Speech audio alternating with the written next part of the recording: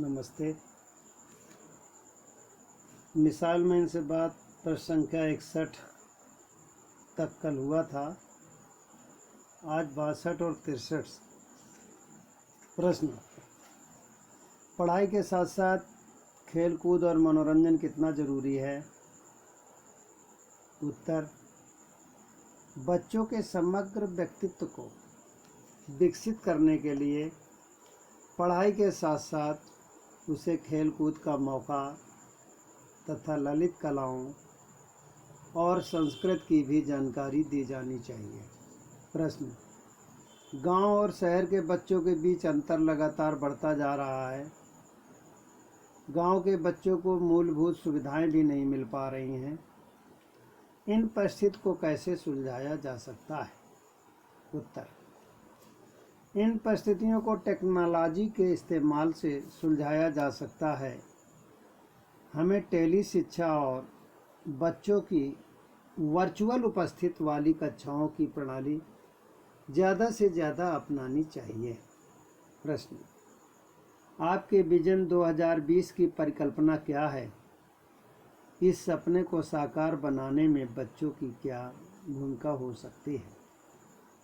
Missile man ने अपने कुछ विचार इस प्रकार रखे हैं। 2020 का भारत ऐसा देश होगा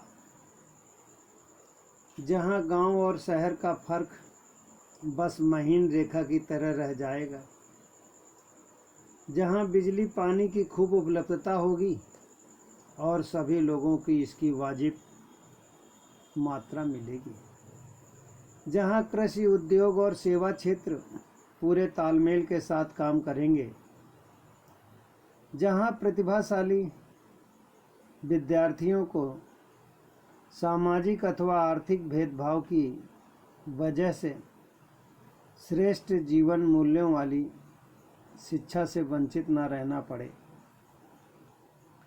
विश्व भर के सबसे प्रतिभाशाली विद्वान, वैज्ञानिक तथा अन्वेषक इस देश में आना और काम करना सबसे ज़्यादा पसंद करें, जहां स्वास्थ्य की सबसे बेहतर सेवाएं उपलब्ध हों, जहां प्रशासन लोगों को मुश्किलें समझने वाला, पारदर्शी और भ्रष्टाचार से मुक्त हो, जहां गरीबी पूरी तरह समाप्त हो गई हो, निरक्षरता दूर कर दी गई हो, महिलाओं और बच्चों पर अत्याचार नहीं होते हों और कोई भी व्यक्ति समाज में खुद को उपेक्षित या अलग थलग नहीं महसूस करता हो।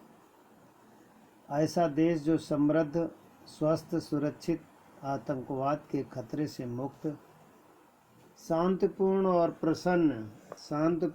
प्रसन्न हो तथा टिकाऊ विकास के रास्ते पर निरंतर आगे बढ़ रहा हो। ऐसा देश जो रहने के लिए सर्वोत्तम माना जाए और जो अपने नेतृत्व पर गर्व कर सके। इन सभी लक्ष्यों की प्राप्ति में बच्चों की अहम भूमिका है। खास तौर पर वे गांव के ऐसे 5 लोगों को पढ़ा सकते हैं जो एकदम निरक्षर हैं।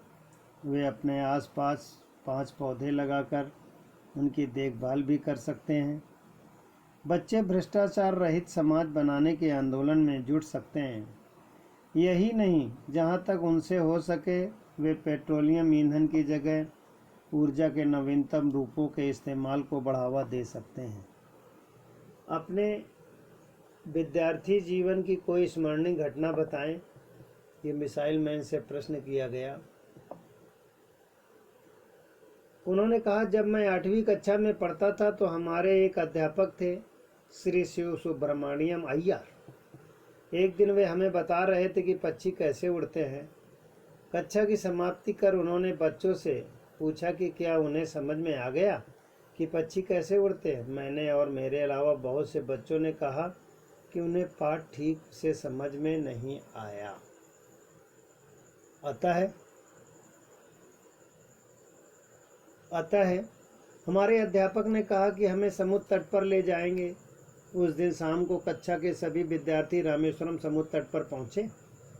पक्षी अपनी मीठी आवाज़ में चहचहा रहे थे। पक्षियों को अलग अलग निश्चित क्रम में उड़ता देख हमें बड़ा आश्चर्य हुआ।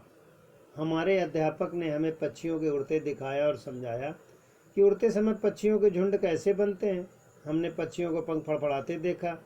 अध्यापक ने हमें उड़ते समय पक्षियों के पूंछ को मोड़ने और पंखों को फड़फड़ाने के बीच में तालमेल बैठाने के बारे में बताया। अतः पहला प्रश्न, पढ़ाई के साथ साथ खेलकूद और मनोरंजन कितना जरूरी है, ये विद्यार्थी करेंगे। दूसरा है विजन 2020 की परिकल्पना बालक लिखेंगे, शब्दार्थ भी लिखेंगे।